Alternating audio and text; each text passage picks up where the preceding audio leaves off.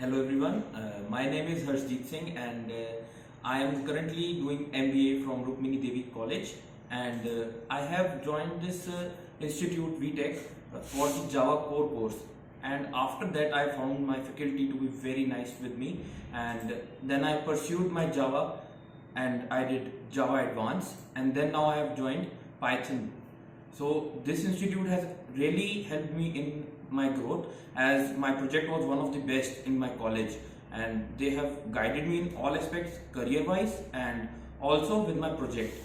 The project which I made was on employee management system, which was excellent, and it is being used by my college also now, and they have also enhanced my speaking skills. Along with that, I have gained a lot of confidence. The faculty here, whether it's office staff or the teaching staff, both are extremely supportive. I would really recommend you all to join here.